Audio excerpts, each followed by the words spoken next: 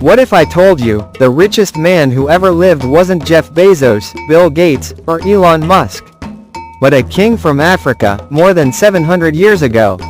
His name was Mansa Musa, ruler of the Mali Empire, a land overflowing with gold, knowledge, and power. He wasn't just rich, his wealth was so immense, it changed the world economy. It was the early 14th century. Mali sat at the heart of West Africa, controlling trade routes that carried salt, gold, ivory, and slaves across the Sahara Desert. When Musa ascended the throne in 1312, he inherited more than a kingdom. He inherited a treasure chest of the earth itself. Mali produced over half of the world's gold, and every grain of it was under his command.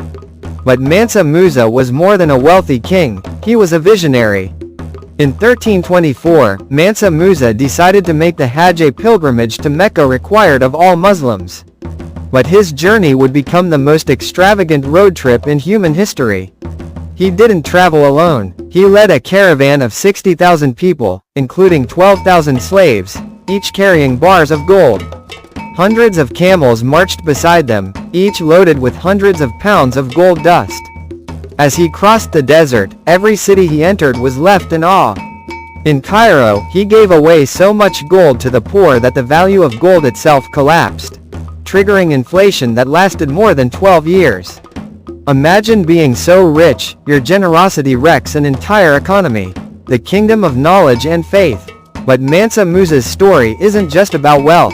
When he returned from Mecca, he brought scholars, architects, and artists back to Mali. He transformed his capital, Timbuktu, into the center of learning and culture in Africa.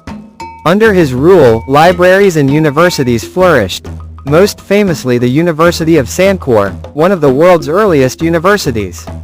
Timbuktu became a place where ideas were traded as freely as gold. A legacy beyond gold. Mansa Musa ruled for 25 years. When he died, his empire stretched over much of West Africa, and his name had been written into maps across Europe and the Middle East. Even today, historians estimate his wealth at the modern equivalent of over $400 billion, though, truthfully, it's impossible to measure. His true riches lay not only in gold, but in the knowledge, culture, and faith he left behind. The richest